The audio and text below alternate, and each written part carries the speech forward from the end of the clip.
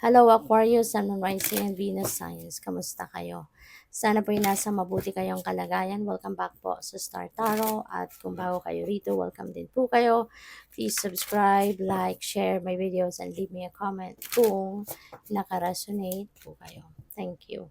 So Aquarius, we have listened.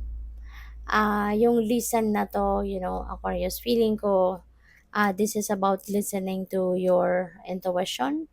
Kasi maaaring mayroong mga guidance na hinihingi ka sa universe, or maaaring the universe is just, sending you guidance, no?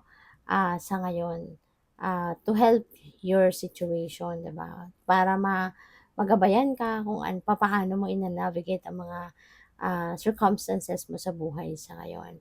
And feeling ko din dito, this is also about listening to what other people has to say. Feeling ko dito, meron din mga pakikipag-usap, may mga conversations siguro na nagaganap or magaganap between you and another person around this time. So, paalala din ito sa inyo, no? Nabigyan mo din ng pagkakataon ang mga taong ito makakausap mo na marinig, 'di ba? Kung ano yung boses nila, ano din yung gusto nilang sabihin. Okay? Kasi ganun talaga, para na maging effective yung mga desisyon na gagawin ninyo, kailangan na marinig mo din kung anong sasabihin nila. 'Di ba? Para hindi lalabas na parang didiktahan mo lang sila, yung gano'n, no? So, we have practice tenderness, Aquarius. So, feeling ko talaga merong, feeling ko talaga meron ditong importanteng mga transactions, negotiations, conversations na magaganap. And you really need to practice tenderness. 'Di ba? Hindi, mas dapat piliin dito na maging kalmado, 'di ba? Maging receptive sa mga sasabihin din ng iba, at saka yung ano lang, be gentle, no? Be gentle with the situation. Hindi kailangan na maging rude, hindi kailangan na um, maging harsh, 'di ba? Ang approach sa mga tao or sa sitwasyon mismo, yung gano'n. Kaya pala, no, meron listen dito. Kasi maaaring mas kailangan mo na mapakinggan sila, para siguro na mas maintindihan mo din ang side nila, magkaintindihan kayong mabuti. Kasi maybe these people, no, na makakausap mo is maybe talagang okay naman silang kausap. Maybe okay naman sila, nakikinig naman sila, magaganyan. Kaya siguro ngayon ikaw naman yung kailangan mag-extra effort, 'no, para na mag-meet kayo halfway, 'di ba? So kailangan na mapakinggan mo din sila, kailangan lang din na i-approach mo din ang sitwasyon na 'to or mga pakikipag-usap na 'to ng kalmado lang, 'no? Para na mas maging mabilis ang pag-uusap at maging maayos ang outcome. So, we have embrace your magnificence.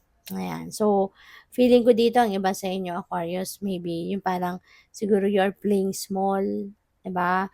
Maaaring at some point pinagdududahan mo yung inyong kakayanan, maaaring at some point parang pinagdududahan mo yung sarili mo na kaya ko nga ba talaga ang mga ito, magagawa ko nga ba talaga 'to, mapagtatagumpayan ko nga ba ang mga 'to. So, siguro may mga doubts kayo sa sarili ninyo, 'no? Kaya ito ang paalala sa inyo, embrace your magnificence because you are magnificent. You are really good, you are beautiful, you are talented, 'di ba? Kaya 'wag mong maliitin ang inyong sarili, okay? You have all it takes to succeed. You have all it takes, 'di ba? To carry out kung ano man yung mga plano mo sa buhay, mga goals mo, mga dreams mo, yung mission mo sa buhay, 'di ba? So, what else?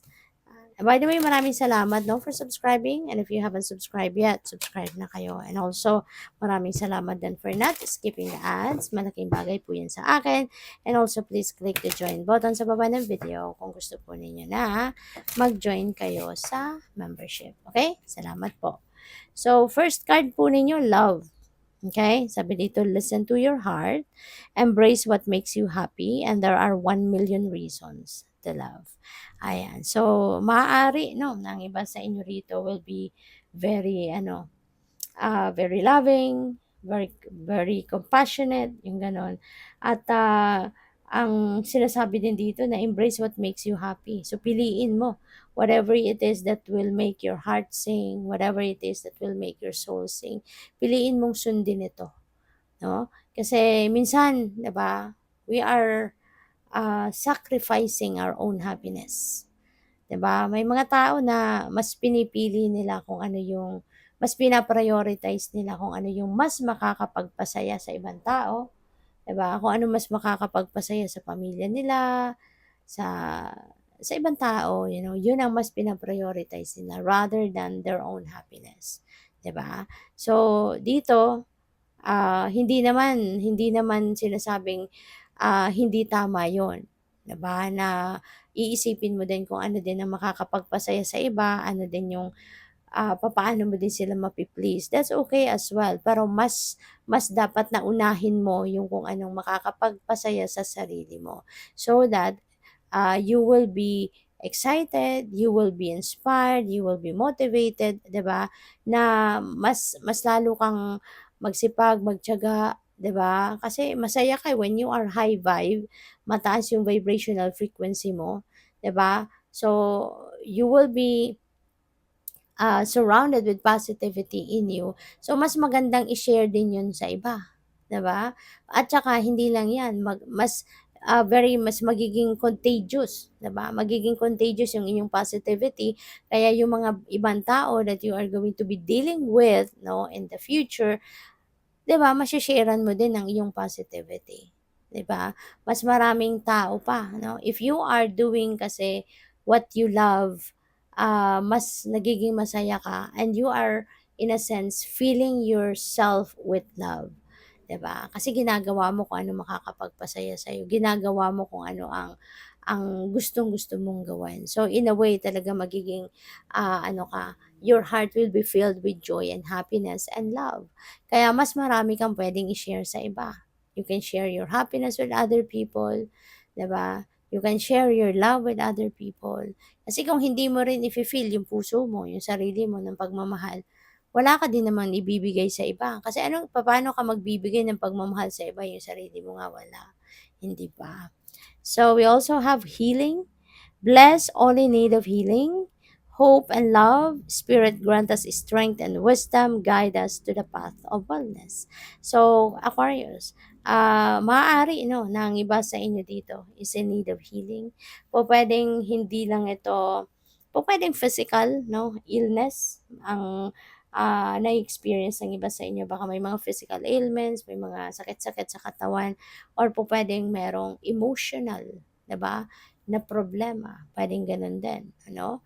Kaya regardless 'no, kung anumang klaseng, sitwasyon mo ang meron ka, it feels like to me dito na, the universe is going to send you that healing energy na kailangan mo para mag-heal kung ano man ang pinagdadaanan mo, whether it is physical problem or emotional problem, okay?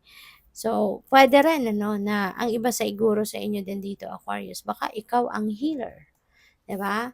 Maaaring ikaw ay isang healer, maaaring ikaw ay pinili ng universe din 'no, na maging maging kasangkapan 'no, maging kasangkapan niya para ikaw yung maghatid ng kanyang healing powers 'no, at a healing energy para sa iba.